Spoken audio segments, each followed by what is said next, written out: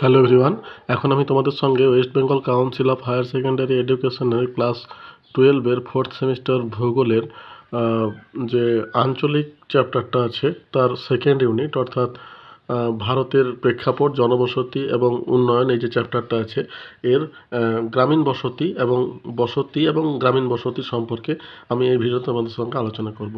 যদি ভিডিওটা তোমাদের ভালো লেগে থাকে তাহলে একটা লাইক দিও, বন্ধুদের সঙ্গে শেয়ার করো আর চ্যানেলটা সাবস্ক্রাইব করে রাখো। তাহলে দেখো, এই যে চ্যাপ্টারটা আছে অর্থাৎ ভারতের জনবসতির শ্রেণীবিভাগ, এখানে তোমার 2 এবং 3 নম্বরের প্রশ্ন কিন্তু আসবে।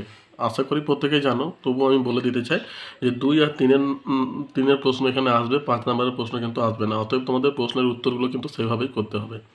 তো যাই হোক, এখানে বড় প্রশ্ন দেওয়া আছে, কিন্তু দেখো বড় প্রশ্ন থেকেই কিন্তু ছোট প্রশ্নগুলো আসবে। অর্থাৎ সেই হিসাবে আলাদা আলাদা করে ছোট ছোট করে তো অনেক প্রশ্নই আছে যেগুলো করা যাবে না। যেমন ধরো, আমি একটা প্রশ্নর কথা বলছি, যেমন ভারতের গ্রামীণ বসতির বিন্যাস বা শ্রেণীবিভাগ, এগুলো কিন্তু একসঙ্গে দেওয়া আছে, কিন্তু তোমাদের যখন প্রশ্নের উত্তর যখন আসবে তখন কিন্তু সবগুলো একসঙ্গে আসবে না, কোনো একটা ভাগকে হয়তো বর্ণনা করতে বলবে।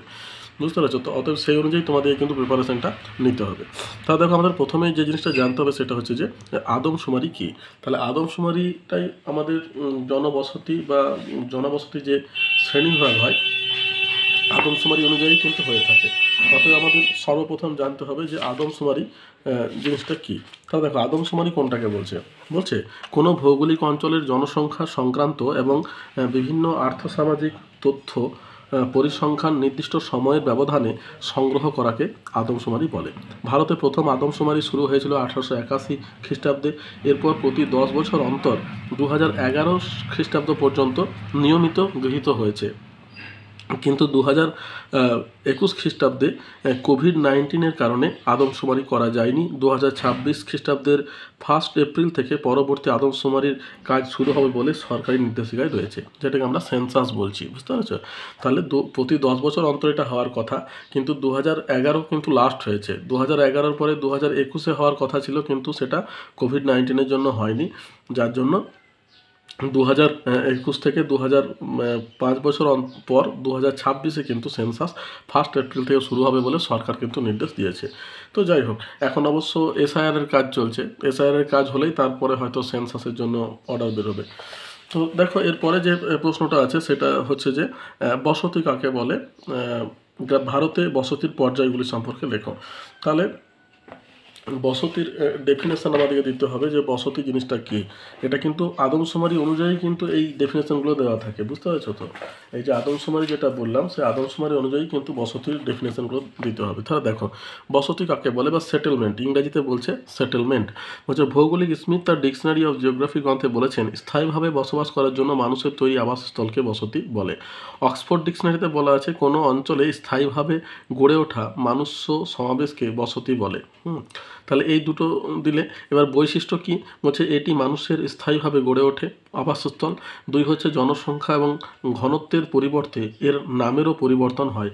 3 হচ্ছে এটি মানুষকে স্থায়ীভাবে নিরাপত্তা প্রদান করে। অর্থাৎ মানুষ দেখো একা একা বসবাস করলে কিন্তু একটা ইনসিকিউর ফিল করে, কিন্তু যখন আমরা একসঙ্গে থাকি তখন কিন্তু একটা নিরাপত্তা পেয়ে যাই। এটাকেই বলছে।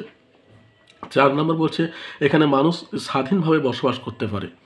তো স্বাধীনভাবে তারা কিন্তু বসবাস করতে পারছে। তাহলে এখানে দেখো একটা জেনে রাখো বলছে বসতি সম্পর্কে। বলছে হিমালয় পার্বত্য অঞ্চলে প্রায় 2700 থেকে 5000 মিটার উচ্চতায় থানা, নীতি, জাহ্নবী উপত্যকায় যে গ্রীষ্মকালীন গ্রাম দেখা যায় তাকে মাল্লা গ্রাম বলা হয়। 1800 মিটারের নিচে শীতকালীন গ্রাম দেখা যায় তাকে তাল্লা গ্রাম বলা হয়। মাল্লা গ্রাম, তাল্লা গ্রাম, মানে উচ্চতা অনুযায়ী এটা ভাগ করা হয়। যাই হোক, এরপরে দেখো কি আছে, ভারতে বসতির পর্যায়গুলি সম্পর্কে লেখো।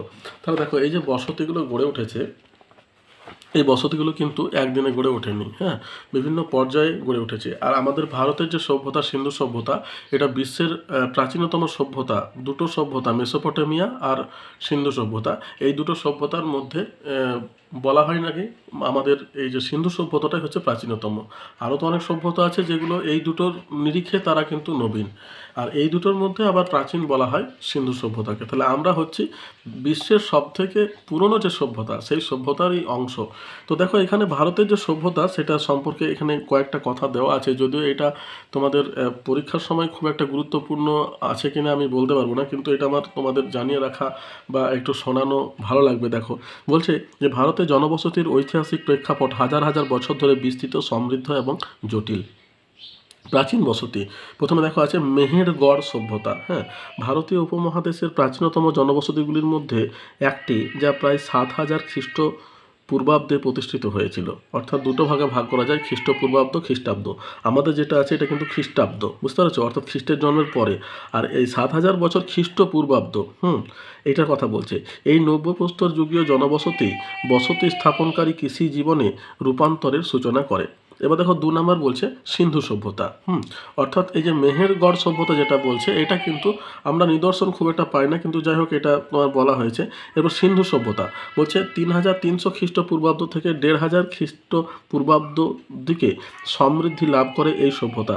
হরপ্পা এবং মহেঞ্জোদারোর মতো উল্লেখযোগ্য শহরগুলিকে উন্নত নগর পরিকল্পনা, কৃষি এবং বাণিজ্য প্রদর্শিত হয়। তাহলে দেখো এই যে হরপ্পা এবং মহেঞ্জোদারো সভ্যতা, এই দুটোই কিন্তু বর্তমানে পাকিস্তানে অবস্থিত, বুঝতে পারছো। হরপ্পা এবং মহেঞ্জোদারো দুটোই কিন্তু পাকিস্তানে অবস্থিত, যেটা একসময় আমাদের ভারতেরই অংশ ছিল। তো উল্লেখযোগ্য শহরগুলিতে উন্নত নগর পরিকল্পনা, কৃষি এবং বাণিজ্য প্রদর্শিত হয়। এবার বি দিয়ে দেখো আছে মধ্যযুগীয় ঔপনিবেশিক সময়কালের বসতি। 1 নম্বর হচ্ছে মধ্যযুগীয় সময়কাল, হচ্ছে দুর্গ এবং তীর্থস্থানের উত্থান, ধর্মীয় এবং প্রতিরক্ষামূলক চাহিদার উপর দৃষ্টি নিবদ্ধ করে বসতির গতিশীলতা পরিবর্তন করে। 2 হচ্ছে তোমার 1713 খ্রিস্টাব্দের স্থায়ী বসতি। হচ্ছে লর্ড কর্নওয়ালিস কর্তৃক প্রবর্তিত এই নীতিটি ঔপনিবেশিক ভারতে কৃষি অনুশীলন, অর্থনৈতিক কাঠামো, সামাজিক শ্রেণীবিন্যাস, রাজনৈতিক ক্ষমতার গতিশীলতাকে রূপান্তরিত করে। এটি ঐতিহ্যবাহী গ্রামের নেতাদের ক্ষমতাচ্যুত করে জমিদারদের এবং ভূমি মালিকদের ক্ষমতায়িত করে। তাহলে এই গেল তোমার আমাদের জনবসতির যে পর্যায়, সেটার হচ্ছে কথা। এরপর দেখো যেটা আছে পরের প্রশ্নটা হচ্ছে যে বিভিন্ন বিষয়ের উপর ভিত্তি করে বসতির শ্রেণীবিভাগ করো। তাহলে এই যে বসতিগুলো আছে, এই বসতিগুলো কিন্তু কতগুলো ভাগে ভাগ করা হয়, বুঝতে পেরেছ। তার মধ্যে গ্রামীণ বসতি, পৌর বসতি, এই দুটো তো আমরা সচরাচর শুনেই থাকি, কিন্তু এর বাইরেও কিন্তু কতগুলো ভাগ আছে, সেগুলো সম্পর্কে আমি তোমাদের সঙ্গে এবার আলোচনা করব। দেখো, খাদ্য, বস্ত্র, বাসস্থান, এই তিনটি হলো মানুষের জীবনের প্রধান মৌলিক চাহিদা। মানুষের যেমন খাদ্য এবং বস্ত্রের প্রয়োজন রয়েছে, ঠিক একইভাবে প্রয়োজন রয়েছে বাসস্থানের। এই বাসস্থানই মানুষের আবাসস্থল হিসাবে পরিচিত। এই আবাস বিভিন্ন প্রকৃতির হয়ে থাকে। নিম্নে বিভিন্ন ভিত্তি অনুযায়ী ভারতের জনবসতির শ্রেণীবিভাগ করা হলো। তাহলে প্রথম যে ভিত্তিটা দেখো, এখানে টোটাল 3টে আর এদিকে আছে একটা 4টে ভিত্তিতে ভাগ করা হয়েছে। আমি বলে রাখি, প্রথম ভিত্তিটা হচ্ছে স্থায়িত্বের ভিত্তিতে, 2 নম্বর ভিত্তিটা আছে কর্মধারার ভিত্তিতে, 3 নম্বরটা হচ্ছে আয়তনের ভিত্তিতে এবং 4 নম্বরটা হচ্ছে সময়ের ভিত্তিতে, বুঝতে পেরেছো। এবার প্রথম যেটা আছে স্থায়িত্বের ভিত্তিতে, এই ভিত্তিটা প্রথমে আলোচনা করব। স্থায়িত্ব মানে কোনো একটা জায়গাতে কতদিন স্থায়ী হয়। তাহলে এই ভিত্তিতে 2টি ভাগে ভাগ করা হয়, একটা হচ্ছে স্থায়ী বসতি, একটা হচ্ছে অস্থায়ী বসতি। স্থায়ী বসতি কোনটাকে বলছে বিভিন্ন প্রাথমিক অর্থনৈতিক ক্রিয়াকলাপ, যেমন কৃষিকাজ, পশুচারণ, বনজ সম্পদ, খনিজ সম্পদ আহরণ, এই ভিত্তিতে প্রচুর সংখ্যক মানুষ নানা সুযোগ সুবিধার উপর নির্ভর করে একাধিক স্থানে নির্দিষ্ট পরিকাঠামোগত বিশিষ্ট যে স্থিতিশীল বসতি ঘন সংঘবদ্ধ গড়ে তোলে, তাকে স্থায়ী বসতি বলে। যেমন তোমার উদাহরণ হিসাবে বলছে, পশ্চিমবঙ্গের দুর্গাপুরের লৌহ ইস্পাত শিল্প এবং ফারাক্কা, পুরুলিয়া, সাঁওতালডির তাপবিদ্যুৎ কেন্দ্রকে কেন্দ্র করে ব্যাপক মাত্রায় স্থায়ী বসতি গড়ে উঠেছে। এরপর দেখো অস্থায়ী বসতি কোনটাকে বলছে, সম্পদ সংগ্রহ, খাদ্যের অনুসন্ধান, স্থানান্তর, কৃষির ওপর নির্ভর করে অথবা শিকারের খোঁজে সাময়িকভাবে যে বসতি গড়ে ওঠে তাকে অস্থায়ী বসতি বলে। এর উদাহরণ কি, তোমার যেমন উত্তর পূর্ব ভারতের পার্বত্য অঞ্চলের পরিবেশে মানুষ অস্থায়ীভাবে বাসস্থান নির্মাণ করে। আবার আন্দামান নিকোবর দ্বীপপুঞ্জের অধিবাসীরা গাছের ডাল কিংবা মিন শিকারের জন্য অস্থায়ীভাবে সমুদ্র উপকূলে বসবাস করে। তাহলে এই গেল তোমার অস্থায়ী বসতি। এরপরে দেখো যেটা আছে, তাহলে স্থায়ী বসতি, অস্থায়ী বসতি, এই দুটো সম্পর্কে আমরা জানলাম। এরপর দেখো কর্মধারার ভিত্তিতে শ্রেণীবিভাগ। কর্মধারার ভিত্তিতে 2টি ভাগে ভাগ করা হয়, একটা হচ্ছে গ্রামীণ বসতি, একটা হচ্ছে পৌর বসতি। এইটা সম্পর্কে কিন্তু আমরা সবথেকে বেশি আলোচনা করে থাকি। তো গ্রামীণ বসতি কোনটাকে বলছে, দেখো গ্রামীণ বসতি হচ্ছে যেটা তোমার এই গ্রামীণ বসতি হলো যে বসতিতে লোকজন 75% কৃষিকাজে যুক্ত থাকবে, বুঝতে পেরেছ। আর একই রকম পৌর বসতি যেটা আছে এখানে কিন্তু 75% মানুষ অকৃষিকাজে নিযুক্ত থাকবে। এটাই হচ্ছে তোমার এই দুটোর মধ্যে মেন ডিফারেন্স। এবারে গ্রামীণ জনবসতি দেখো কী বলছে, যে প্রাথমিক অর্থনৈতিক ক্রিয়াকলাপ, তার মানে কি কৃষিকাজ ওপর নির্ভরশীল কিছু সংখ্যক মানুষ একসঙ্গে বা বিক্ষিপ্তভাবে যে বসতি গড়ে তোলে তাকে গ্রামীণ বসতি বলে। এখানকার মূলত জীবিকা হচ্ছে কৃষিকাজ, হলেও মৎস্য শিকার, খনিজ সম্পদ উত্তোলন, পশুপালন, বনজ সম্পদ সংগ্রহ প্রভৃতির প্রাধান্য লক্ষ্য করা যায়। উদাহরণ হচ্ছে মূলত মালব মালভূমি, উচ্চ এবং নিম্ন গঙ্গা অববাহিকা, বিহার, রাজস্থান, ছত্তিশগড়, উত্তরপ্রদেশের পূর্বাংশে গ্রামীণ জনবসতি পরিলক্ষিত হয়। এবার পৌর বসতি কোনটাকে বলছে, যে বসতিতে অত্যধিক লোক সংখ্যা, উন্নত পরিবহন যোগাযোগ ব্যবস্থা, আধুনিক বাসস্থান, উন্নত প্রণালী, জল সরবরাহ, উন্নত জল নিকাশি প্রভৃতি সুযোগ সুবিধা বর্তমান, তাকে পৌর বসতি বলে। যেমন হচ্ছে ভারতের মুম্বাই, দিল্লি, কলকাতা, চেন্নাই, ব্যাঙ্গালোর প্রভৃতি পৌর বসতির উদাহরণ। এরপর দেখো আয়তনের ভিত্তিতে, তাহলে কর্মধারার ভিত্তিতে হলো। এবার আয়তনের ভিত্তিতে দেখো কতগুলো ভাগ করছে। প্রথম যে ভাগটা সেটা হচ্ছে সড়ক বসতি, মানে রাস্তার ধারে যে বসতিটা দেখতে পাওয়া যায়। হ্যাঁ, এটা কি বলছে, সাধারণত দুটি প্রধান বসতির মাঝখানে এবং রাস্তার ধারে অল্প কয়েকটি বাড়ি নিয়ে যে বসতি গড়ে ওঠে তাকে সড়ক বসতি বলে। দুটি শহরের মধ্যবর্তী স্থানে অবস্থিত বড় রাস্তায় দুই পাশে কিংবা কোনো একটি শহর, জেলা কিংবা রাজ্যের মাঝখান দিয়ে অবস্থিত কোনো একটি জাতীয় সড়ক বা রাজ্য সড়কের দুই পাশে এই বসতি গড়ে উঠতে দেখা যায়। এবার ক্ষুদ্র গ্রাম, হ্যাঁ, সড়ক বসতির পরে আছে ক্ষুদ্র গ্রাম।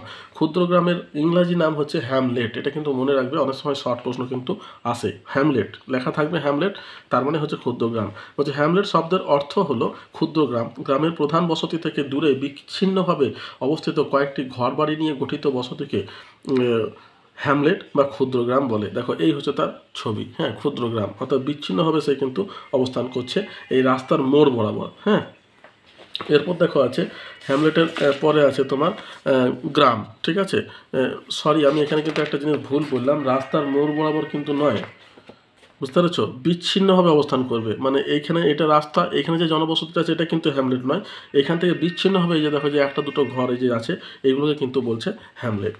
ঠিক আছে, তাহলে এই হচ্ছে তোমার হ্যামলেট বা ক্ষুদ্র গ্রাম। এরপর দেখো আছে গ্রাম।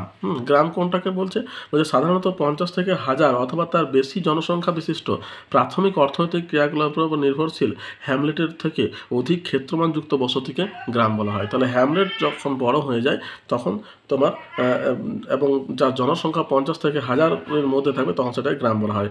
উদাহরণ হচ্ছে তোমার কর্ণাটকের মেত্তুর গ্রাম, রাজস্থানের কুলধারা গ্রাম প্রভৃতি। এরপর দেখো আছে শহর। তাহলে শহর কোনটাকে বলছে, সাধারণত 5000 বা তার থেকে কিছু বেশি জনসংখ্যা বিশিষ্ট উন্নত নাগরিক সুযোগ সুবিধাযুক্ত বসতিকে শহর বলা হয়। উদাহরণ হচ্ছে যেমন পশ্চিমবঙ্গের কলকাতা, উত্তরপ্রদেশের দিল্লি প্রভৃতি। এরপর দেখো আছে নগর কোনটাকে বলছে, উত্তরপ্রদেশের দিল্লি। এরপর দেখো আছে নগর কোন জিনিসটাকে বলছে, নগর হচ্ছে সিটি, শহরের আয়তন জনসংখ্যা বৃদ্ধি পেলে তা নগরে পরিণত হয়। আমাদের দেশে কোনো শহরের জনসংখ্যা 1 লক্ষ বা তার বেশি হলে তাকে নগর বলা হয়। আয়তন এবং জনসংখ্যার দিক থেকে বড় হওয়ায় নগর তার পার্শ্ববর্তী অঞ্চলে প্রভাব বিস্তার করে। উদাহরণ হচ্ছে যেমন রাজস্থানের কোটা, পশ্চিমবঙ্গের দুর্গাপুর প্রভৃতি। হয়েছে, এরপর দেখো মহানগর পুঞ্জ। দেখো মহানগর কোনটাকে বলছে, ন্যূনতম 10 লক্ষ জনসংখ্যা বিশিষ্ট নগর কেন্দ্রিক বসতিকে মহানগর বলা হয়। ভারতের চেন্নাই, বেঙ্গালুরু মহানগরের উদাহরণ, এবং কলকাতাটা মহানগরের উদাহরণ। এরপর দেখো মহানগর পুঞ্জ বা মেগালোপলিস কোনটাকে বলছে, একটি নগর এলাকা যখন কতগুলি বৃহৎ মেট্রোপলিটন অঞ্চলকে অন্তর্ভুক্ত করে তখন মহানগর পুঞ্জ গড়ে ওঠে। মহানগরের বৃহৎ রূপ হচ্ছে মহানগর পুঞ্জ। আবার অন্যভাবে বলা যায় যে কোনো মহানগর বর্ধিত শহর এবং শিল্পাঞ্চলগুলিকে যখন অধিগ্রহণ করে আয়তনে বৃহৎ হয়, সেই সঙ্গে কয়েকশো বর্গ কিলোমিটার অঞ্চল ধরে বিস্তৃতি লাভ করে, তখন সেই বর্ধিত মহানগরকে মহানগরপুঞ্জ বলে। ভারতের মুম্বাই, কলকাতা, পুনে হলো মহানগরপুঞ্জের উদাহরণ। এরপর দেখো বসতির ভিত্তিতে, এবার দেখো সময় বা বয়সের ভিত্তিতে শ্রেণীবিভাগ। এটাকে 3টি ভাগে ভাগ করা হয়। একটা হচ্ছে প্রাচীন যুগের বসতি, মধ্যযুগের বসতি এবং আধুনিক যুগের বসতি। প্রাচীন যুগের বসতি হচ্ছে নদীমাতৃক সভ্যতায় বা রাজনৈতিক বা ধর্মীয় কারণে যে সকল বসতি গড়ে উঠেছে তাকে প্রাচীন যুগের বসতি বলা হয়, যেমন হরপ্পা, জেরুজালেম প্রভৃতি। মধ্যযুগের বসতি হচ্ছে আনুমানিক 3য় খ্রিস্টপূর্বাব্দ থেকে 8শ শতক পর্যন্ত যে জনবসতি গড়ে উঠেছে তাকে মধ্যযুগের বসতি বলা হয়, যেমন হচ্ছে তোমার ভারতের হায়দ্রাবাদ, পুরনো দিল্লি, কানপুর, লখনৌ ইত্যাদি। তারপর 3 নম্বর হচ্ছে দেখো আধুনিক যুগের বসতি, আনুমানিক 49 শতক থেকে গড়ে ওঠা সুপরিকল্পিত বসতিগুলিকে আধুনিক যুগের বসতি বলা হয়, যেমন রাজারহাট, কল্যাণী, চণ্ডীগড়, নতুন দিল্লি এই ধরনের বসতির উদাহরণ। তাহলে দেখো আমরা মোটামুটি বসতিগুলো শ্রেণীবিভাগ সম্পর্কে আলোচনা করলাম। এই হচ্ছে তোমার বসতি। এরপরে দেখো যেটা আছে, আমরা যেটা আলোচনা করবো এই ভিডিওতে সবথেকে বেশি, সেটা হচ্ছে গ্রামীণ বসতি নিয়ে। তাহলে দেখো প্রথমে যেটা আছে যে গ্রামীণ বসতি কাকে বলে, এর বৈশিষ্ট্য লেখো। তাহলে গ্রামীণ বসতি, আমরা যদি গ্রামীণ বসতি তোমার ডেফিনেশন দিতে যাই, সেটা তো আমরা একবার পড়লাম এই যখন এই বসতির বিভিন্ন অংশগুলো পড়লাম। এবার দেখো তাহলে গ্রামীণ বসতিকে যদি আলাদাভাবে দিতে যাই তাহলে কি বলছে দেখো, আদমশুমারি অনুযায়ী তোমার গ্রামীণ বসতির সংজ্ঞা। এক ভারতীয় জনগণনা আয়োগ এর মতে কোনো সুবিধাজনক বা অনুকূল স্থানে অবস্থিত একটি সুনির্দিষ্ট সীমানায় আবদ্ধ ক্ষুদ্র ভূখণ্ডে বা মৌজায় গড়ে ওঠা অনেক বাসগৃহের এক ক্ষুদ্র বিক্ষিপ্ত বা গোষ্ঠীবদ্ধ ও সরল সমারোহকে গ্রামীণ বসতি বলা হয়। মানদণ্ড কি বলছে, ভারতীয় আদমশুমারি আয়োগ 1971 ভারতীয় গ্রামীণ বসতির যে মানদণ্ড দিয়েছে তা হলো, 1 নম্বর, এখানে 5,000 জনের কম মানুষ বাস করে। 2 হচ্ছে জনঘনত্ব প্রতি বর্গ কিমিতে 400 জনের কম হয়। 3 হচ্ছে মোট জনসংখ্যার 75% পুরুষ কর্মী কৃষি এবং সংশ্লিষ্ট কাজে যুক্ত থাকবে। বৈশিষ্ট্য হচ্ছে, ভারতীয় সেন্সাসে গ্রাম হলো সর্বনিম্ন প্রশাসনিক ইউনিট বা যা মৌজা নামে পরিচিত। 2 হচ্ছে প্রতিটি মৌজার একটি ভূমি রাজস্ব ম্যাপ বা ক্যাডাস্ট্রাল ম্যাপ থাকে। 3 হচ্ছে এগুলি 16 ইঞ্চিতে 1 মাইল স্কেলে প্রকাশিত থাকে। 4 হচ্ছে সেন্সাস গ্রাম বা রাজস্ব গ্রাম বা রেভিনিউ ভিলেজ নামেও পরিচিত, প্রতিটি মৌজার একটি নির্দিষ্ট সীমানা থাকে। তাহলে এই হচ্ছে তোমার গ্রামীণ বসতির সংজ্ঞা। এরপর দেখো এখানে আছে গ্রামীণ বসতির বৈশিষ্ট্য। তাহলে এই যে তোমার গ্রামীণ বসতি আছে তার কিন্তু কতগুলো বৈশিষ্ট্য থাকবে, যেটা হয়তো কিছুটা পরিমাণ আমি আলোচনা করলাম। আরেকবার দেখো যদি বৈশিষ্ট্য বলে তাহলে তোমরা লিখতে পারো এগুলো, বৈশিষ্ট্য এবং দুটোই বলা হয়েছে। এরপরে দেখো কি আছে, গ্রামীণ বসতির শ্রেণী ভাগ করো। তাহলে দেখো গ্রামীণ বসতির শ্রেণী ভাগকে দুটো ভাগে ভাগ করছে। একটা হচ্ছে তোমার 2011 খ্রিস্টাব্দের জনগণনা অনুসারে ভারতের মোট গ্রামের সংখ্যা তোমার 6,40,867টি। নিম্নে সরণির মাধ্যমে ভারতের গ্রামের শ্রেণীবিভাগ করা হলো। দেখো এখানে 4টে শ্রেণীতে ভাগ করা হয়েছে, যার মধ্যে প্রথম শ্রেণী যেটা, সেখানে কিন্তু এটা হচ্ছে তোমার কি লেস দেন 100, এটা হচ্ছে পঞ্চম শ্রেণী। এই জনসংখ্যার পরিমাণ 1000 থেকে তোমার 1999। এবারে দেখো 2 নম্বর শ্রেণী যেটা 100 থেকে 199 জনসংখ্যার পরিমাণ, এটা হচ্ছে গ্রামীণ বসতির 4 নম্বর ভাগে পড়ছে। এটা এই জনসংখ্যা হচ্ছে 2000 থেকে 4999। এবার দেখো তৃতীয় শ্রেণী যেটা আছে, 3 নম্বরে যেটা আছে বসতির শ্রেণী, যেখানে 200 থেকে 499 পর্যন্ত জনসংখ্যার পরিমাণ, এবং গ্রামীণ বসতির শ্রেণীতে পড়ছে এটা 7 নম্বরে, জনসংখ্যা থাকছে 5000 থেকে 9999। আর 4 নম্বর বসতির শ্রেণীতে যেটা 50 থেকে 1000, যেটা গ্রামীণ বসতির তোমার 8ম শ্রেণীতে পড়ছে, যেখানে জনসংখ্যার পরিমাণ থাকছে তোমার গ্রেটার দেন 10,000। ঠিক আছে, তাহলে এই হলো তোমার একটা সেন্সাস অনুযায়ী ভাগ। এবার দেখো গ্রামীণ বসতির যে শ্রেণীভাগগুলো আছে আকার অনুসারে, বলছে সাধারণভাবে গোষ্ঠীবদ্ধতা বা বিক্ষিপ্ততা অনুসারে ভারতের গ্রামীণ বসতিকে নিম্নলিখিত কয়েকটি ভাগে ভাগ করা হয়। একটা হচ্ছে গোষ্ঠীবদ্ধ বা সংঘবদ্ধ বা পিণ্ডাকৃতি বসতি, যেটাকে ইংলিশে বলছে কম্প্যাক্ট সেটেলমেন্ট।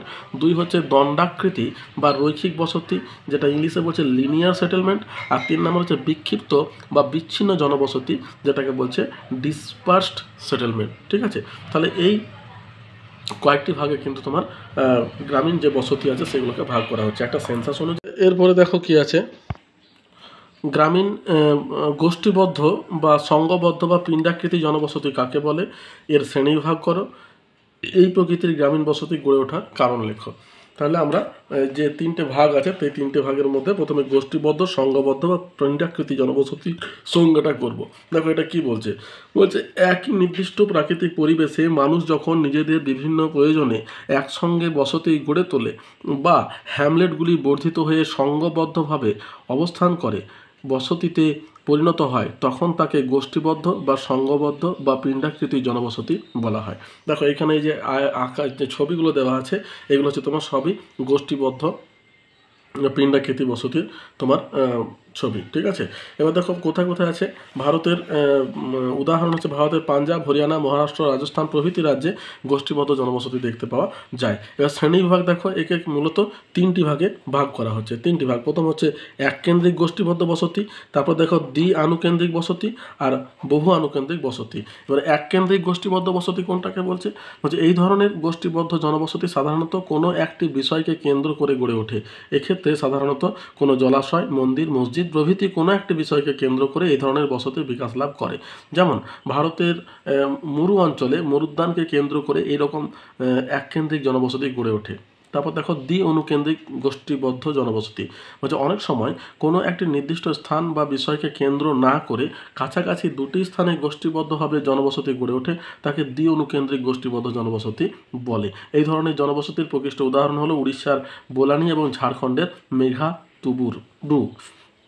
এবার দেখো বহু অনুকেন্দ্রিক গোষ্ঠীবদ্ধ জনবসতি, বলছে মূলত জীবিকা নির্বাহের বিভিন্ন সুযোগ সুবিধার উপর ভিত্তি করে বহু অনুকেন্দ্রিক গোষ্ঠীবদ্ধ জনবসতি গড়ে ওঠে। উদাহরণস্বরূপ বলা যায় উড়িষ্যার কটক জেলার দক্ষিণ দিকে মহানদীর ধারে এই ধরনের জনবসতি লক্ষ্য করা যায়। এবার দেখো এটা গড়ে ওঠার কারণ কি, দুটো ভাগে ভাগ করা হয়েছে, একটা প্রাকৃতিক কারণ, অর্থনৈতিক কারণ, সামাজিক কারণ, ধর্মীয় কারণ। ঠিক আছে, টোটাল 4টে ভাগে ভাগ করেছে। এর মধ্যে প্রাকৃতিক কারণ দেখো কি আছে, বলছে নদী উপত্যকার উর্বর মৃত্তিকা সমৃদ্ধ সমতল অঞ্চলে গোষ্ঠীবদ্ধ জনবসতি দেখা যায়। 2 হচ্ছে নদী উপত্যকার উঁচু পাড় বা স্বাভাবিক বাঁধ বরাবর শুষ্ক বিন্দুতে গোষ্ঠীবদ্ধ জনবসতি দেখা যায়। দেখো শুষ্ক বিন্দু আর আর্দ্র বিন্দু দুটো কথা আছে। আর্দ্র বিন্দু হচ্ছে উদাহরণ হচ্ছে তোমার ওই মরু অঞ্চলে যে মরুদ্যানের কাছে যে জনবসতি গড়ে ওঠে সেটা হচ্ছে আর্দ্র বিন্দু। আর শুষ্ক বিন্দু এই নদী উপত্যকার যে বাঁধ বরাবর, মানে তোমার পুরোটাই তো নদীর জন্য ভিজে যায়, তার মধ্যে শুষ্ক বা উঁচু জায়গা যেটা সেখানে জনবসতি গড়ে ওঠে, তাহলে শুষ্ক বিন্দুতে গোষ্ঠীবদ্ধ জনবসতি দেখা যায়। 3 নম্বর হচ্ছে পাহাড় বা মালভূমির পাদদেশীয় অঞ্চলে, অর্থাৎ পাহাড় এবং মালভূমির প্রান্তদেশ অঞ্চল যেখানে সমভূমির সঙ্গে মিলিত হয় সেখানে গোষ্ঠীবদ্ধ জনবসতি গড়ে ওঠে। 4 হচ্ছে ভূপৃষ্ঠের যেসব অঞ্চলে নলকূপ সহজে খনন করা যায় সেই সব অঞ্চলে ওই নলকূপকে কেন্দ্র করে গোষ্ঠীবদ্ধ জনবসতি দেখা যায়। 5 হচ্ছে বাঁধ, জলাধার নির্মাণ, পুকুর প্রভৃতিকে কেন্দ্র করে গোষ্ঠীবদ্ধ জনবসতি গড়ে ওঠে। 6 হচ্ছে প্রতিকূল প্রাকৃতিক পরিবেশে মানুষ নিজেদের সুবিধার্থে গোষ্ঠীবদ্ধ জনবসতি গড়ে তোলে। এরপর দেখো অর্থনৈতিক কারণ। অর্থনৈতিক কারণের মধ্যে প্রথমে কী আছে, 1 নম্বর হচ্ছে তোমার কৃষিকার্যের সুবিধার্থে গোষ্ঠীবদ্ধ জনবসতি গড়ে ওঠে। 2 হচ্ছে বেকার বা অর্ধ বেকার মানুষেরা জীবিকার তাগিদে গোষ্ঠীবদ্ধ জনবসতি গড়ে তোলে। 3 হচ্ছে গ্রামাঞ্চলের জমি বন্টন ব্যবস্থা ও গোষ্ঠীবদ্ধ জনবসতি স্থাপনে সাহায্য করে। 4 হচ্ছে কৃষকদের মৌসুমি বেকারত্ব ও গোষ্ঠীবদ্ধ জনবসতি স্থাপনে সাহায্য করে। এবার দেখা যাচ্ছে সামাজিক কারণ। সামাজিক কারণের মধ্যে 1 নম্বর হচ্ছে সামাজিক বিভিন্ন সুযোগ সুবিধা এবং বিনোদন কোনো অঞ্চলের গোষ্ঠীবদ্ধ জনবসতি স্থাপনে সাহায্য করে। 2 হচ্ছে প্রতিরক্ষাজনিত কারণেও অনেক স্থানে আদিবাসীরা গোষ্ঠীবদ্ধভাবে বসতি স্থাপন করে। এরপর দেখা যাচ্ছে ধর্মীয় কারণ, হচ্ছে জাতিগতভাবে সংখ্যালঘু সম্প্রদায় বা অন্যান্য ধর্মীয় কারণেও গোষ্ঠীবদ্ধ জনবসতি গড়ে ওঠে। 2 হচ্ছে বিভিন্ন ধর্মীয় রীতিনীতি ও পারস্পরিক সম্পর্কের ভিত্তিতে গোষ্ঠীবদ্ধ জনবসতি গড়ে ওঠে। 3 হচ্ছে বিভিন্ন ধর্মীয় স্থানগুলিকে কেন্দ্র করে গোষ্ঠীবদ্ধ জনবসতি গড়ে ওঠে। তাহলে এই হচ্ছে তোমার গোষ্ঠীবদ্ধ জনবসতি গড়ে ওঠার কারণ। আর রাজনৈতিক কারণ কি আছে, যে প্রশাসনিক বা রাজনৈতিক সিদ্ধান্তের ভিত্তিতে অনেক গ্রামাঞ্চলে গোষ্ঠীবদ্ধ জনবসতি গড়ে ওঠে। এটা ভারতের বন্টন। ভারতে কোথায় কোথায় এই জনবসতি দেখা যায়, ভারতের গোষ্ঠীবদ্ধ জনবসতিগুলি শতদ্রু, গঙ্গা, ব্রহ্মপুত্র সমভূমি, পূর্ব এবং পশ্চিম উপকূলীয় সমভূমি, মহানদী, গোদাবরী, কৃষ্ণা, কাবেরী প্রভৃতি নদীর বদ্বীপ অঞ্চল, উত্তরপ্রদেশ এবং উত্তরাখণ্ডের বনাঞ্চল, তরাই, ছোটনাগপুর মালভূমি অঞ্চল প্রভৃতি স্থানে লক্ষ্য করা যায়। তাহলে এই হচ্ছে তোমার গোষ্ঠীবদ্ধ জনবসতির বন্টন। নেক্সট দেখো যেটা আছে, তাহলে গোষ্ঠীবদ্ধ জনবসতি 1 নম্বর ভাগটা আমাদের আলোচনা করা হয়ে গেল গ্রামীণ বসতির। এরপর 2 নম্বরে তারপরে যেটা আছে দণ্ডাকৃতি রৈখিক জনবসতি কাকে বলে, এটি গড়ে ওঠার কারণে ভারতের কোথায় কোথায় দেখতে পাওয়া যায়। তাহলে দণ্ডাকৃতি বা রৈখিক নামটা শুনেই বোঝা যাচ্ছে যে সাধারণত দণ্ডের আকৃতি, মানে রাস্তার ধার বরাবর যে ইয়েগুলো দেখা যায় সেটাই সাধারণত বেশি হবে। তাহলে দেখো বিভিন্ন প্রাকৃতিক আর্থসামাজিক কারণে একাধিক পরিবার সারিবদ্ধভাবে বা রৈখিক আকারে বসতি স্থাপন করে তখন তাকে দণ্ডাকার বা রৈখিক জনবসতি বলে। উদাহরণ হচ্ছে যেমন সুলোসজোয়া পোল্যান্ডে প্রায় 9 কিলোমিটার দীর্ঘ প্রধান রাস্তার 2 ধারে এরূপ জনবসতি লক্ষ্য করা যায়। গড়ে ওঠার কারণ কি, মূলত 2টি ভাগে ভাগ করছে, একটা হচ্ছে প্রাকৃতিক কারণ আর একটা হচ্ছে আর্থসামাজিক কারণ। প্রাকৃতিক কারণের মধ্যে আছে 1 নম্বর প্লাবনভূমি অঞ্চলে অবস্থিত স্বাভাবিক বাঁধ, উচ্চ নদী পাড়, তটরেখা, উপকূলের সমান্তরালে গঠিত বালিয়াড়ি প্রভৃতি অঞ্চলে রৈখিক জনবসতি গড়ে ওঠে। 2 হচ্ছে নিচু বন্যাপ্রবণ অঞ্চলেও উঁচু রাস্তার ধারে রৈখিক জনবসতি গড়ে ওঠে। আর আর্থসামাজিক কারণ কি আছে দেখো, 1 নম্বর হচ্ছে রাস্তার ধারে বা সমান্তরালভাবে অনেক ক্ষেত্রেই পরিবহনের সুবিধার উপর নির্ভর করে রৈখিক জনবসতি গড়ে গড়ে ওঠে। 2 হচ্ছে রেল লাইনের পাশের ফাঁকা জমিতে অনেক সময় সারিবদ্ধভাবে রৈখিক জনবসতি গড়ে ওঠে। 3 হচ্ছে মাছ ধরার সুবিধার্থে মৎস্যজীবীরা নদী উপত্যকার দুধারে অথবা খাল ও বিলের পাশে সারিবদ্ধভাবে রৈখিক বসতি স্থাপন করে। অথবা ভারতের বন্টন, যে ভারতে বিভিন্ন রাস্তা, রাজ্য সড়ক, জাতীয় সড়ক, রেলপথ, নদী, খালের তীরবর্তী অঞ্চলে উপকূল রেখা বরাবর এই ধরনের গ্রামীণ বসতি দেখা যায়। যেমন গঙ্গা নদীকে কেন্দ্র করে উত্তরপ্রদেশ, বিহার, পশ্চিমবঙ্গ প্রভৃতি রাজ্যে অনেক গ্রামীণ বসতি গড়ে উঠেছে। আবার ভারতের পূর্ব ও পশ্চিম উপকূল বরাবর বিভিন্ন রাজ্যে অনেক গ্রামীণ বসতি গড়ে উঠেছে। অনুরূপভাবে হিমাচল প্রদেশ, তামিলনাড়ুর তোমার মাসিনাগুড়ি, পালকারাই, মেঘালয়ের মাউলিলং, রাজস্থান, অসম প্রভৃতি রাজ্যের রাস্তার ধারে রৈখিক জনবসতি গড়ে উঠেছে। তাহলে এই হচ্ছে তোমার বন্টন। এরপর দেখো 3 নাম্বার যেটা আছে, বিক্ষিপ্ত বা বিচ্ছিন্ন বসতি কাকে বলে, এটি গড়ে ওঠার কারণ এবং ভারতে কোথায় কোথায় গড়ে উঠেছে। তাহলে দেখো, বিক্ষিপ্ত বা বিচ্ছিন্ন বসতি যে ভূপৃষ্ঠের বিভিন্ন স্থান বা বিচ্ছিন্ন স্থানে বিভিন্ন প্রাকৃতিক ও আর্থসামাজিক পরিস্থিতিতে যখন কয়েকটি পরিবার দূরে দূরে ছড়িয়ে ছিটিয়ে বিক্ষিপ্তভাবে বসতি স্থাপন করে তখন তাকে বিক্ষিপ্ত জনবসতি বলা হয়। উদাহরণ হচ্ছে তোমার ভারতের ঝাড়খণ্ডের রাঁচি মালভূমি, উত্তরপ্রদেশের মধ্যপ্রদেশ প্রভৃতি রাজ্যে এই ধরনের জনবসতি দেখা যায়। গড়ে ওঠার কারণটিকে দেখো এখানে দুটো ভাগে ভাগ করেছে। একটা হচ্ছে তোমার প্রাকৃতিক কারণ আর একটা হচ্ছে আর্থসামাজিক কারণ। প্রাকৃতিক কারণের মধ্যে 1 নম্বর হচ্ছে বন্ধুর ভূপ্রাকৃতিক অঞ্চলে বিক্ষিপ্ত জনবসতি গড়ে ওঠে। 2 হচ্ছে প্রকৃতিকূল জলবায়ু, অনুর্বর মৃত্তিকা, পশুচারণ, ঋতুভিত্তিক যাযাবর বৃত্তি, বনভূমি প্রভৃতিকে কেন্দ্র করে বিক্ষিপ্ত জনবসতি গড়ে ওঠে। 3 হচ্ছে জলাভাব, জলাভূমির অনস্তিত্ব, মৃত্তিকা ক্ষয় প্রভৃতি বিক্ষিপ্ত জনবসতি গড়ে উঠতে সাহায্য করে। 4 হচ্ছে নিম্ন প্লাবন সমভূমি অঞ্চলে বন্যার প্রকোপের কারণে বিক্ষিপ্ত জনবসতি গড়ে ওঠে। 5 হচ্ছে বিভিন্ন অঞ্চলে ভৌম জলস্তরের তারতম্য ভিত্তিতে জনবসতি গড়ে তুলতে সাহায্য করে। আর্থসামাজিক কারণ কি আছে? 1 নম্বর হচ্ছে দূরবর্তী কৃষি জমির ধারে বিক্ষিপ্ত জনবসতি গড়ে ওঠার প্রবণতা বৃদ্ধি পায়।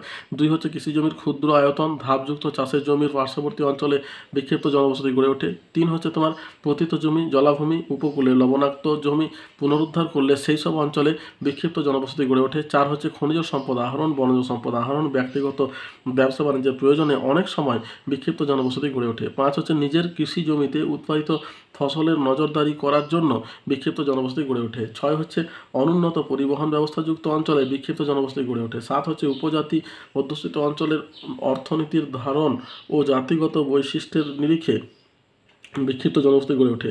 8 হচ্ছে অনেক সময় জাতিগত বৈবাহিক সম্বন্ধের কারণেও বিক্ষিপ্ত জনবসতি গড়ে ওঠে। 9 হচ্ছে কুসংস্কার, অজ্ঞতা প্রভৃতি বিষয়েও বিক্ষিপ্ত জনবসতি গঠনকে ত্বরান্বিত করে।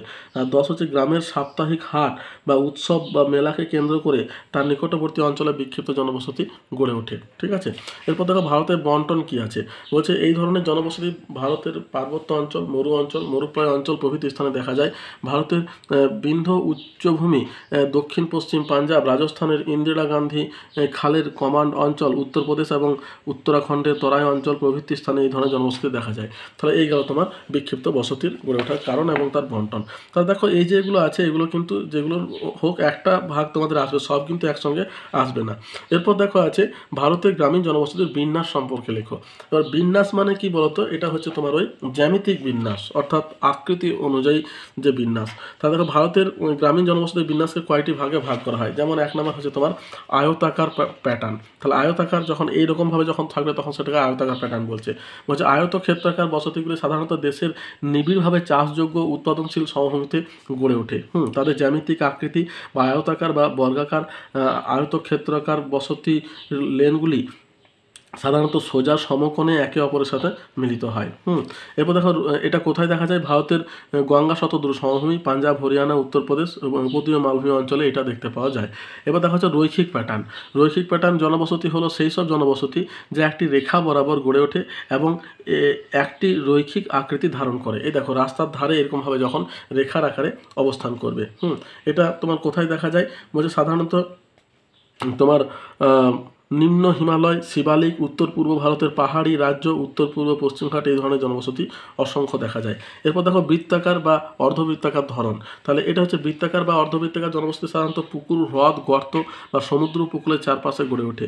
যেহেতু মানুষ জলাশয়ের কাছাকাছি থাকতে পছন্দ করে তাই তারা পুকুর বা হ্রদের কাছাকাছি তাদের ঘর তৈরি করে। সময়ের সঙ্গে সঙ্গে এই ধরনের জনবসতি বৃত্তাকার বা অর্ধবৃত্তাকার আকার ধারণ করে। কচ্ছের রণের কাঠিওয়ারে অনেক জনবসতি রয়েছে যেখানে জেলে এবং লবণ উৎপাদনকারীরা গ্রামীণ জনবসতি বৃত্তাকার বা অর্ধবৃত্তাকার ধরন তৈরি করেছে। এরপর দেখো তারার মতো প্যাটার্ন আকৃতিযুক্ত, তারা বা স্টার যেটাকে বলছে।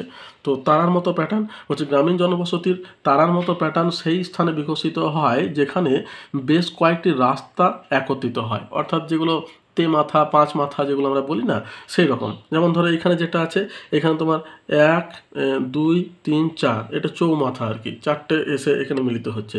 তাহলে এখানে বলছে যে গ্রামীণ বসতির তারার মতন প্যাটার্ন সেই স্থানে বিকশিত হয় যেখানে কয়েকটি রাস্তা একত্রিত হয়। প্রকৃতপক্ষে এই ধরনের বসতিগুলি বসতির নোডাল অবস্থানের সঙ্গে সম্পর্কিত, যেখানে একটি স্থান বেশ কয়েকটি রাস্তা একত্রিত হয় এবং রাস্তার পাশে সমস্ত দিকে বাড়ির সারি ছড়িয়ে থাকে। এই প্যাটার্নটি মূলত উৎপাদনশীল কৃষিক্ষেত্রে পাওয়া যায় যেখানে রাস্তার নেটওয়ার্ক ঘন। এই ধরনের বসতিগুলি পাঞ্জাব, হরিয়ানা এবং পশ্চিম উত্তরপ্রদেশের উচ্চ গঙ্গা, যমুনা, দোয়াবের উৎপাদনশীল সমভূমিতে দেখা যায়। এরপর ধর ত্রিভুজ আকার প্যাটার্ন, তাহলে 3 কোণা এই যে এরকম আকৃতি বিশিষ্ট। তো এটা কোথায় দেখা যাবে? যে গ্রামীণ জনবসতির ত্রিভুজ আকার প্যাটার্ন নদীর সংযোগ স্থলে বা তোমার যেখানে দুটি রাস্তা ত্রিভুজ আকারে মিলিত হয় সেখানে বিকশিত হয়। সঙ্গম স্থলে বসবাসের পার্শ্বীয় সম্প্রসারণ নদী দ্বারা সীমাবদ্ধ, ফলস্বরূপ বসতির আকৃতি ত্রিভুজ আকার হয়ে যায়। এরপর দেখা আছে 6 নম্বর নিহারিকা প্যাটার্ন। বলছে যখন কোনো বসতির আকৃতি নিহারিকার মতো হয় তখন এটিকে গ্রামীণ বসতির নিহারিকা প্যাটার্ন বলা হয়। এই ধরনের বসতির রাস্তার বিন্যাস সাধারণত বৃত্তাকার হয়, যা গ্রামের একটি কেন্দ্রিক স্থানে বা নিউক্লিয়াস শেষ হয়। এই বসতিগুলি পাহাড়ের ঢালের ওপর অবস্থিত হতে পারে এবং তাদের আকার সাধারণত ছোট হয়। হিমাচল প্রদেশের পাহাড়ি এবং ঢালু অঞ্চল, জম্মু ও কাশ্মীরের কান্দি ভূমি এবং উত্তরাখণ্ডের নিম্ন হিমালয় ও শিবালিক অঞ্চলে নিহারিকা বসতি দেখা যায়। এবার সোপানযুক্ত প্যাটার্ন কোনটাকে বলছে? পাহাড়ি অঞ্চলে চাষিরা চাষ এবং বাগানের জন্য সোপানযুক্ত ক্ষেত তৈরি করে, তারা সোপান বরাবর তাদের ঘরবাড়ি তৈরি করে। এই ধরনের বসতি অরুণাচল প্রদেশ, হিমাচল প্রদেশ, জম্মু কাশ্মীর, মিজোরাম, সিকিম, পশ্চিমঘাট এবং উত্তরাখণ্ডে দেখা যেতে পারে। এরপর তখন নিরাকার নিদর্শন। নিরাকার বলছে যখন জমিতে বেশ কয়েকটি গ্রাম এবং পৃথক খামার বাড়ি থাকে এবং সমস্তই প্রধান বসতির সঙ্গে ফুটপাত দ্বারা যুক্ত থাকে তখন কোনো নির্দিষ্ট নিদর্শন স্পষ্টভাবে দেখা যায় না। এই ধরনের আলগা নিদর্শনকে নিরাকার নিদর্শন বলা যেতে পারে। এটা সাধারণত তোমার ব্রহ্মপুত্র উপত্যকায় দেখতে পাওয়া যায় ভারতের। তাহলে এই গেল তোমার নিরাকার নিদর্শন। তাহলে এতগুলো কিন্তু তোমার বিন্যাস আমাদের লক্ষ্য করা যায় ভারতীয় বসতিতে। এরপর দেখো আছে ভারতে গ্রামীণ বসতির বন্টন সম্পর্কে লেখো।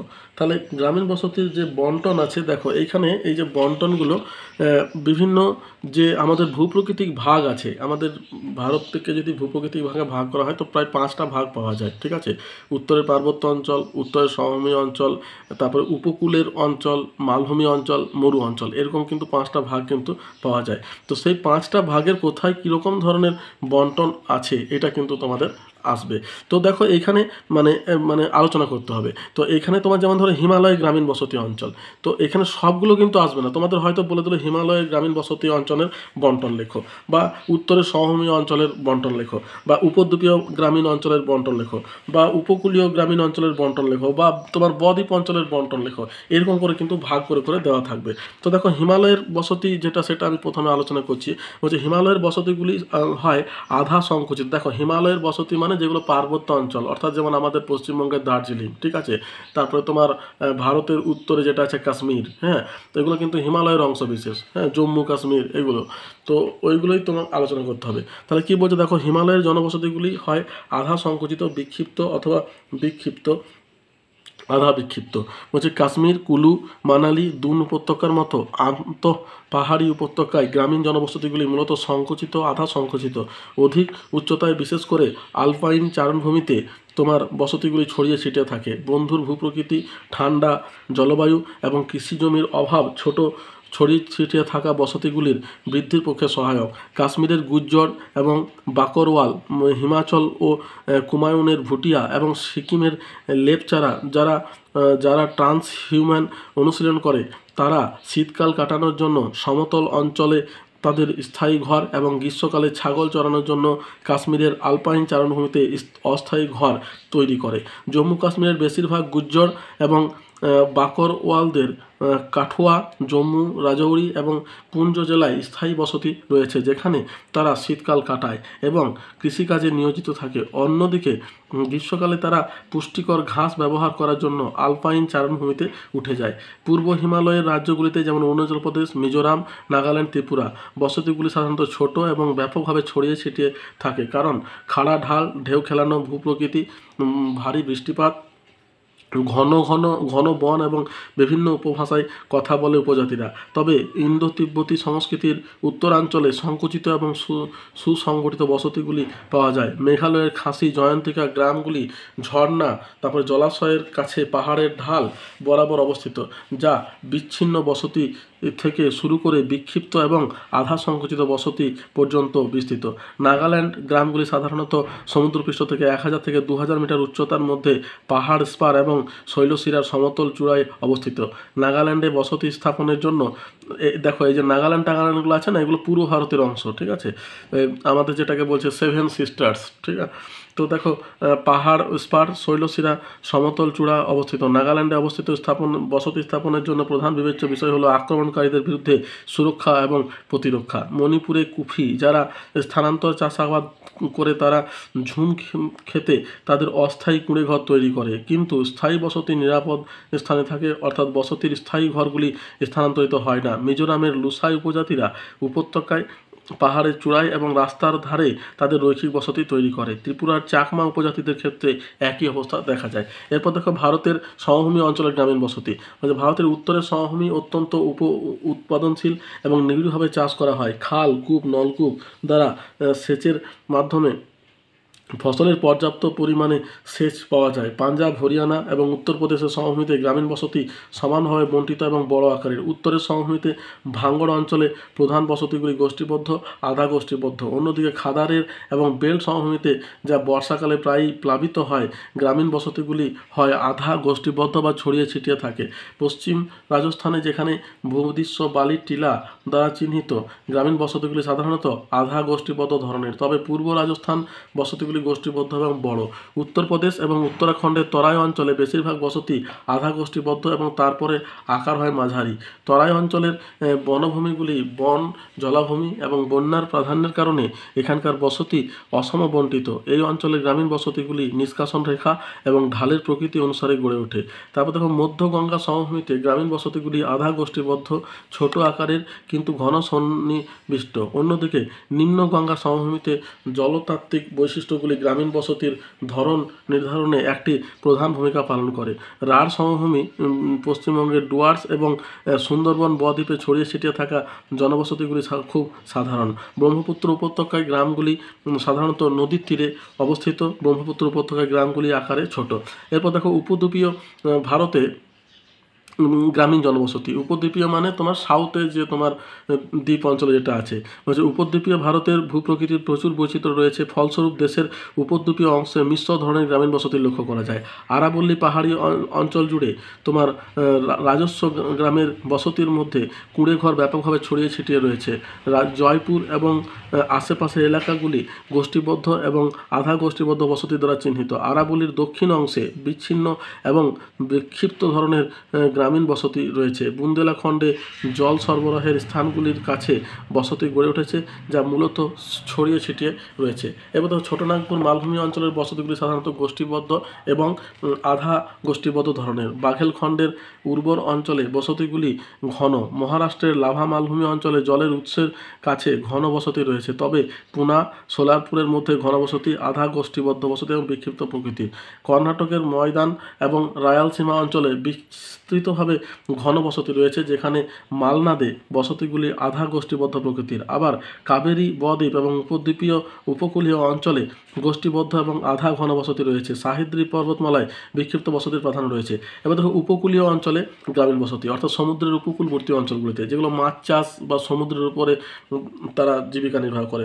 উপকূলীয় অঞ্চলে গ্রামীণ বসতির ধরন একে অপরের থেকে ভিন্ন। মহানদী, গোদাবরী, কৃষ্ণা, কাবেরীর বদ্বীপ অঞ্চলে গ্রামীণ বসতিগুলি বন্যামুক্ত উঁচু বাঁধে অবস্থিত। এই বদ্বীপগুলি অত্যন্ত উৎপাদনশীল এবং নিবিড়ভাবে চাষ করা হয়। কৃষিকাজ সংগঠিত হওয়ার ফলে গোষ্ঠীবদ্ধ বসতির প্রবণতা বৃদ্ধি পেয়েছে।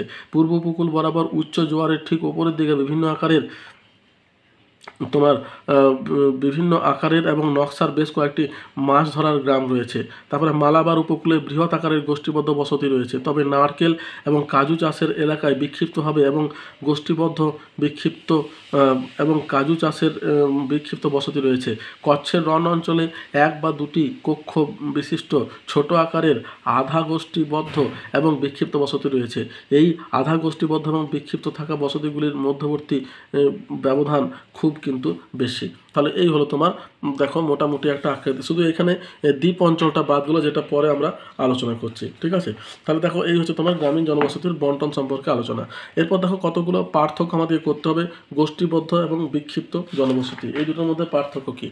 তাহলে দেখো দুটোর মধ্যে পার্থক্য, গোষ্ঠীবদ্ধ বিক্ষিপ্তর মধ্যে যে গ্রামীণ বসতির যে শ্রেণীবিভাগ আছে তার মধ্যে দুটো ভাগ কিন্তু গুরুত্বপূর্ণ, তিনটে আছে, গোষ্ঠীবদ্ধ, বিক্ষিপ্ত আর বিচ্ছিন্ন। তো এখানে গোষ্ঠীবদ্ধ বিক্ষিপ্তর মধ্যে ভাগ দেখো, বলছে যে মানুষ নিজের প্রয়োজনে যখন পাশাপাশি সংঘবদ্ধভাবে বসতি গড়ে তোলে তখন তাকে গোষ্ঠীবদ্ধ বসতি বলে। অন্যদিকে প্রাকৃতিক অর্থনৈতিক প্রতিকূলতার কারণে মানুষজন যখন সংযোগ এবং সম্পর্কহীনভাবে দূরে দূরে বসতি গড়ে তোলে তখন তাকে বিক্ষিপ্ত বসতি বলে। গোষ্ঠীবদ্ধ বসতি সমতল ভূমি, পার্বত্য উপত্যকা, উর্বর মৃত্তিকা কিংবা মনোরম জলবায়ুযুক্ত অঞ্চলে গড়ে ওঠে। অন্যদিকে বিক্ষিপ্ত বসতি তোমার বন্ধুর ভূপ্রকৃতি, অনুর্বর মৃত্তিকা, শুষ্ক রুক্ষ চরম ভাবাপন্ন জলবায়ু কিংবা চিরতুষার। গোষ্ঠীবদ্ধ জনবসতি তোমার জনসংখ্যা অধিক হয় 500 থেকে 1000 জন। অন্যদিকে বিক্ষিপ্ত জনবসতি জনসংখ্যা খুবই কম, প্রায় 50 থেকে 500 জনের মধ্যে কিন্তু থাকে, ঠিক আছে। তারপর দেখো আছে গোষ্ঠীবদ্ধ জনবসতি মানুষের প্রধান জীবিকা হচ্ছে স্থায়ী কৃষিকাজ। অন্যদিকে বিক্ষিপ্ত জনবসতি মানুষের জীবিকা হচ্ছে প্রান্তিক কৃষিকাজ, বনজ সম্পদ সংগ্রহ, পশুপালন ইত্যাদি। এরপরে দেখো আরও আছে, সেটা হচ্ছে গোষ্ঠীবদ্ধ জনবসতি তোমার এখানে রাস্তাঘাট অনেক বেশি সুগঠিত এবং ভিন্ন বসতির সঙ্গে সংযুক্ত থাকে। অন্যদিকে বিক্ষিপ্ত জনবসতি কিন্তু দুর্গম অঞ্চলের জন্য এখানকার পথঘাট এবং অনুন্নত এবং অনেক ক্ষেত্রে যোগাযোগহীন অবস্থায় থাকে। গোষ্ঠীবদ্ধ বসতির বাড়িগুলি পাশাপাশি থাকায় নিরাপত্তার অভাব হয় না। অন্যদিকে বিক্ষিপ্ত বসতিতে এখানে বাড়িগুলি দূরে দূরে বিচ্ছিন্ন থাকায় নিরাপত্তার অভাব থাকে। গোষ্ঠীবদ্ধ বসতিকে উৎপত্তির উপাদান অনুসারে 3 ভাগে ভাগ করা যায়, এককেন্দ্রিক, দ্বিকেন্দ্রিক, বহুকেন্দ্রিক। অন্যদিকে বিক্ষিপ্ত বসতিকে 2 ভাগে ভাগ করা হয়, নিয়মিত এবং অনিয়মিত। দেখো গোষ্ঠীবদ্ধ উদাহরণ হচ্ছে তোমার হিমাচল প্রদেশের কুলু উপত্যকা, উড়িষ্যার বোলানি অঞ্চলে গোষ্ঠীবদ্ধ বসতি দেখা যায়। অন্যদিকে বিক্ষিপ্ত বসতি মধ্য ভারতের ভিল, গন্ড উপজাতির মধ্যে বিক্ষিপ্ত বসতি বা হ্যামলেট দেখা যায়। তাহলে এই হচ্ছে তোমার দুটোর মধ্যে পার্থক্য। এরপরে দেখো দিয়েছে বিক্ষিপ্ত এবং রৈখিক বসতির মধ্যে পার্থক্য। অর্থাৎ রৈখিক বসতিটা হচ্ছে তোমার ওই গ্রামীণ বসতির আরেকটা ভাগ, 3টে ভাগে ভাগ করা হয়, বিক্ষিপ্ত, গোষ্ঠীবদ্ধ আর রৈখিক। তাহলে বিক্ষিপ্ত আর রৈখিকের মধ্যে দেখো, বিক্ষিপ্ত বসতি বলছে যে গ্রামীণ বসতিতে বিভিন্ন কারণে কয়েকটি পরিবার পরস্পর থেকে দূরে দূরে বিচ্ছিন্নভাবে অবস্থান করে তাকে বিক্ষিপ্ত বসতি বলে। অন্যদিকে রৈখিক বসতি বলছে যখন কোনো স্থানে রৈখিক ক্রমে অনেকগুলি পরিবার বসতি স্থাপন করে তাকে রৈখিক বসতি বলে। বিক্ষিপ্ত বসতি কোন নির্দিষ্ট কোনো আকার থাকে না, আর রৈখিক বসতি কিন্তু কি দণ্ডাকৃতি বিশিষ্ট। বিক্ষিপ্ত বসতি প্রধানত দুর্গম পার্বত্য অঞ্চল, মালভূমি অঞ্চল, অরণ্য অঞ্চল, তৃণভূমি অঞ্চলে বিক্ষিপ্ত বসতি গড়ে ওঠে। অন্যদিকে রৈখিক বসতি তোমার নদী তীরবর্তী অঞ্চল, খালপথ, রেলপথ, সড়কপথ অথবা উপকূলীয় পাড় বরাবর রৈখিক বসতি গড়ে ওঠে। বিক্ষিপ্ত বসতি তোমার এই প্রকার জনবসতি বিচ্ছিন্ন প্রকৃতির, আর রৈখিক বসতি হচ্ছে তোমার সারিবদ্ধ প্রকৃতির। বিক্ষিপ্ত জনবসতি কম ঘনত্বযুক্ত, রৈখিক বসতির ঘনত্ব তুলনামূলকভাবে বেশি হয়। বিক্ষিপ্ত বসতি আর্থ সামাজিক সুযোগ সুবিধা এই জনবসতিতে কম। অন্যদিকে রৈখিক বসতিতে আর্থ সামাজিক সুযোগ সুবিধা কিন্তু বেশি। বিক্ষিপ্ত বসতি ভারতের ছোটনাগপুর মালভূমি অঞ্চলে এই ধরনের জনবসতি দেখা যায়। অন্যদিকে রৈখিক বসতি ভারতের পশ্চিমবঙ্গের দীঘা, উড়িষ্যার তালচের এই ধরনের জনবসতি দেখা যায়। তাহলে এই হচ্ছে তোমার বিক্ষিপ্ত এবং রৈখিক জনবসতির মধ্যে পার্থক্য। এরপরে দেখো আছে গ্রামীণ বসতি এবং পৌর বসতির মধ্যে পার্থক্য। দেখো যদিও আমাদের পৌর বসতিটা এখনও পর্যন্ত পড়া হয়নি, পরের ভিডিওতে আমরা এটা নিয়ে আলোচনা করব, কিন্তু দুটোর মধ্যে পার্থক্যটা আমাদের জেনে রাখতে হবে। দেখো গ্রামীণ বসতি পৌর বসতির মধ্যে পার্থক্য বলছে, পৌর বসতি পাকা ঘরবাড়ি কংক্রিটের আবরণে ঢাকা ব্যস্ত রাস্তাঘাট ঘন সন্নিবিষ্ট বসতি হলো পৌর বসতি। অন্যদিকে গ্রামীণ বসতি হচ্ছে সবুজ ঘেরা উন্মুক্ত শস্য ক্ষেত, খেলার মাঠ, জলাশয় সহ কাঁচা পাকা বাড়ির সমারোহে গ্রামীণ বসতি গড়ে ওঠে। পৌর বসতি এখানে ইট বালি সিমেন্ট নির্মিত বহুতল বাড়ির সমাবেশ লক্ষিত হয়। গ্রামীণ বসতি হচ্ছে বিভিন্ন প্রাকৃতিক উপকরণ যেমন বিচালি, বাঁশ, মাটির প্রাধান্যযুক্ত একতলা বাড়ির প্রাধান্য লক্ষিত হয়, তবে মাঝে মাঝে পাকা বাড়িও কিন্তু থাকে। তবে বর্তমানে ওই যে প্রধানমন্ত্রী আবাস যোজনা বা বিভিন্ন সরকারি ইয়ের জন্য গ্রামেও কিন্তু যথেষ্ট পরিমাণে পাকা বাড়ি তৈরি হচ্ছে। এরপর দেখা আছে পৌর বসতি ঘন গোষ্ঠীবদ্ধ প্রকৃতির, অন্যদিকে গ্রামীণ বসতি ছড়ানো ছিটানো বিক্ষিপ্ত, আবার কখনো গোষ্ঠীবদ্ধ প্রকৃতির হয়। পৌর বসতি শিল্প, ব্যবসা, পরিবহন, পরিষেবা ভিত্তিক কাজকর্ম লক্ষ্য করা যায়। অন্যদিকে গ্রামীণ বসতি প্রধানত কৃষি, পশুপালন, হস্তশিল্প ইত্যাদি কার্যকলাপ লক্ষ্য করা যায়। পৌর বসতি এখানে ঘন জনবসতি লক্ষিত হয়। ভারতের শহরের জনসংখ্যা কমপক্ষে 5,000 জনের বেশি এবং জনঘনত্ব 400 জন পার বর্গ কিলোমিটারের বেশি হতে হয়। অন্যদিকে তোমার গ্রামীণ বসতি এখানে বিরল থেকে ঘন জনবসতি লক্ষিত হয়। ভারতের গ্রামের ক্ষেত্রে মোট জনসংখ্যা 5,000 জনের কম এবং জনঘনত্ব 400 জন প্রতি বর্গ কিলোমিটারের থেকে কম হতে হয়। তাহলে এই হচ্ছে তোমার এই দুটোর মধ্যে পার্থক্য। এরপরে দেখো আমাদের কতগুলো টিকা করতে হবে, ছোট ছোট প্রশ্ন। যেমন 1 নম্বর দেখো দিয়েছে হ্যামলেট বা ক্ষুদ্র গ্রাম। আমরা কিন্তু এটা যখন বড় প্রশ্নগুলো করেছি তখন এই ক্ষুদ্র গ্রাম বা হ্যামলেট আমরা পড়েছি, কিন্তু এটা যদি ধরো তোমার আলাদাভাবে আসে তখন কিন্তু তোমাদেরকে বলতে হবে। তাহলে হ্যামলেট বা ক্ষুদ্র গ্রাম দেখো কি বলছে, সংজ্ঞা হচ্ছে প্রধান গ্রামীণ বসতি থেকে অনেকটা দূরে কয়েকটি পরিবার নিয়ে গড়ে ওঠা বিচ্ছিন্ন ক্ষুদ্র গ্রামকে হ্যামলেট বলা হয়। বৈশিষ্ট্য হচ্ছে এই ধরনের গ্রামে সাধারণত সমাজের তথাকথিত অস্পৃশ্য শ্রেণীর লোকেরা বাস করে। 2 হচ্ছে এখানে 4 থেকে 5টি থেকে 20 থেকে 25টি বাড়ির সমাবেশ থাকে। 3 নম্বর হচ্ছে এখানে মন্দির, মসজিদ, মুদি দোকান দেখা যায়। 4 হচ্ছে এই বসতির নামের শেষে টোলা, টুলি, ছোট ইত্যাদি নাম কিন্তু যুক্ত থাকে।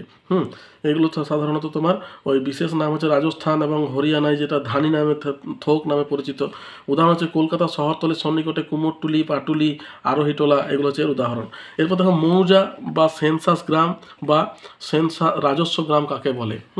তাহলে দেখো সংজ্ঞা হচ্ছে ভারতীয় আদমশুমারি অনুসারে ভারতীয় প্রশাসনিক ব্যবস্থার সর্বনিম্ন স্তর হচ্ছে মৌজা। জনসংখ্যার সঙ্গে কোনো স্পষ্ট স্থির সম্পর্ক ছাড়া শুধুমাত্র কর বা রাজস্ব আদায়ের জন্য মৌজা গড়ে ওঠায় এগুলিকে সেন্সাস গ্রাম বা রাজস্ব গ্রাম বলা হয়। বৈশিষ্ট্য কি, প্রতিটি মৌজার একটি সুনির্দিষ্ট সীমানা থাকে। 2 হচ্ছে এক বা একাধিক গ্রাম নিয়ে এগুলি গঠিত হয়। 3 হচ্ছে এগুলি খুব ছোট বা খুব বড় হতে পারে। 4 হচ্ছে মৌজার একটি নির্দিষ্ট মানচিত্র থাকে যা ক্যাডাস্ট্রাল মানচিত্র নামে পরিচিত। 5 হচ্ছে এটি 16 ইঞ্চিতে 1 মাইল স্কেলে প্রকাশ করা হয়। 6 হচ্ছে প্রতিটি মৌজার একটি জেএল নাম্বার থাকে। এবার দেখো আর্দ্রবিন্দু বসতি, আমরা এটা আলোচনা করেছি আগেও, আর্দ্রবিন্দু শুষ্ক বিন্দু। তো যাই হোক আর্দ্রবিন্দু বলছে 1 বা 2টি জলের উৎসকে কেন্দ্র করে যে জনবসতি গড়ে ওঠে তাকে আর্দ্রবিন্দু বসতি বলা হয়। বৈশিষ্ট্য কি, 1 নম্বর জলের স্বল্পতার উপর নির্ভর করে এগুলি গড়ে ওঠে। 2 হচ্ছে নদী বা সমুদ্র তীরবর্তী অঞ্চলে রৈখিক আকারে গড়ে ওঠে। 3 নম্বর হচ্ছে মরুভূমিতে ভৌমজলকে কেন্দ্র করে গোষ্ঠীবদ্ধ বসতি দেখা যায়। 4 হচ্ছে এখানে অধিবাসীদের অর্থনৈতিক এবং পরিবহন ব্যবস্থা অনুন্নত হয়। উদাহরণ হচ্ছে উড়িষ্যার উপকূল বা রাজস্থানের মরু অঞ্চলে দেখা যায়। এবার শুষ্ক বিন্দু বসতি কোনটাকে বলছে, বন্যার হাত থেকে রক্ষা পাওয়ার জন্য গ্রামের অপেক্ষাকৃত উঁচু স্থানগুলিতে বিক্ষিপ্তভাবে যে বসতি গড়ে ওঠে তাকে শুষ্ক বিন্দু বসতি বলে। বৈশিষ্ট্য হচ্ছে 1 নম্বর এগুলি নদীর 2 পাশে গড়ে ওঠে। 2 হচ্ছে এগুলি অস্থায়ী বা পরিবর্তনশীল হয়। 3 হচ্ছে আর্থিক দিক থেকে অসচ্ছল হয়। উদাহরণ হচ্ছে যেমন পশ্চিম মেদিনীপুরে কেলেঘাই নদীর তীরে সবং এবং পিংলাতে দেখা যায়। এবার দেখো আছে সবুজ গ্রাম বা বন্য গ্রাম বলতে কি বোঝো। তাহলে বলছে সংজ্ঞা কি, বলছে বনভূমির মধ্যে বা প্রান্তভাগে বনজ সম্পদের উপর নির্ভর করে চারিপাশে সবুজ গাছপালায় ঘেরা যে ছোট ছোট বসতি বা গ্রাম গড়ে ওঠে তাকে সবুজ গ্রাম বলা হয়। বৈশিষ্ট্য হচ্ছে এগুলি আয়তনে ক্ষুদ্রাকার হয়। 2 হচ্ছে বিক্ষিপ্তভাবে এগুলি গড়ে ওঠে। 3 হচ্ছে এদের প্রধান জীবিকা কৃষিকাজ এবং উপজীবিকা বনজ দ্রব্য সংগ্রহ। উদাহরণ হচ্ছে সুন্দরবন অঞ্চলে তোমার বনভূমির পশ্চিম প্রান্তে সবুজ গ্রাম দেখা যায়। নাগাল্যান্ডের তোমার খোনোমা ভারতের প্রধান সবুজ গ্রাম। উৎপত্তির কারণ হচ্ছে পশ্চিমবঙ্গের সুন্দরবন অঞ্চলে বিভিন্ন ধরনের বনজ দ্রব্য সংগ্রহকে কেন্দ্র করে সবুজ গ্রাম গড়ে উঠেছে। 2 হচ্ছে উত্তরবঙ্গ এবং অসমে বনভূমির কাষ্ঠ সংগ্রহকে কেন্দ্র করে বনভূমির পার্শ্ববর্তী অঞ্চলে সবুজ গ্রাম গড়ে উঠেছে। 3 হচ্ছে ভারতের উত্তর পূর্ব রাজ্যগুলিতে উপজাতি সম্প্রদায়ের মানুষেরা ঘাস, নল খাগড়া, বাঁশ দিয়ে উঁচু পাটাতন বা মাচার উপরে ঘরবাড়ি নির্মাণ করে সবুজ গ্রাম গড়ে তুলেছে। 4 হচ্ছে নাগাল্যান্ডের খোলমা গ্রামে কৃষিকাজকে কেন্দ্র করে সবুজ গ্রাম বা বন্য গ্রাম গড়ে উঠেছে। তাহলে এই হচ্ছে তোমার সবুজ গ্রাম বা বন্যগ্রাম। এরপর দেখো শুষ্কবিন্দু, সবুজ গ্রাম, বন্য। এবার হচ্ছে ক্যারাভান সরাই। দেখো ক্যারাভানসরাই এটা একটা নতুন টার্ম, এটা তোমার মরু অঞ্চলে তোমার দেখতে পাওয়া যায়। মানে ধরো যে উট নিয়ে যে যায় না যাত্রীরা, তাদের সুবিধার জন্য করা থাকে। দেখো ক্যারাভানসরাই এটা কি, দেখো বলছে মরু অঞ্চলের মধ্য দিয়ে বাণিজ্যের সময় বণিকদের রাত্রিবেলায় বিশ্রামের জন্য মরুভূমিতে বিশ্রাম কেন্দ্র গড়ে ওঠে। এইভাবে গড়ে ওঠা বসতিকে ক্যারাভানসরাই বলা হয়। ঠিক আছে, তাহলে ক্যারাভানসরাই হলো। এরপর দেখো আছে যেটা ভারতের গ্রামীণ বসতির কায়িক গঠন। ভারতের যে গ্রামীণ বসতি আছে তার কায়িক গঠনটা কীরকম, দেখো এখানে আমরা বলি না গ্রামে ওই খামার বাড়ি, খামার বাড়িতে কি হয়, চাষবাসের কাজ হয়, আর বসতির জন্য একটা আলাদা বাড়ি থাকে। তো এটাকেই বলছে, দেখো বলছে ভারতের গ্রামীণ বসতির কায়িক গঠন ভূমির ব্যবহার এবং বসতির অভ্যন্তর কাঠামো দিয়ে কাজ করে। ভারতের প্রতিটি গ্রামের দুটি উপাদান রয়েছে, একটা হচ্ছে নির্মিত এলাকা বা বস্তি বা বসতি, এবং খোলা মাঠ, খোলা এলাকা বা মাঠ। এবার নির্মিত এলাকা হলো ঘর বাড়ি, গ্রামের প্রধানের বাড়ি, গবাদি পশুর খোঁয়ার, রাস্তা, পুকুর, মন্দির, মসজিদ, গুরুদুয়ারা বা গির্জা, দোকান, চৌকির মতো সাংস্কৃতিক স্থান। এবং খোলা এলাকা হচ্ছে মাঠ।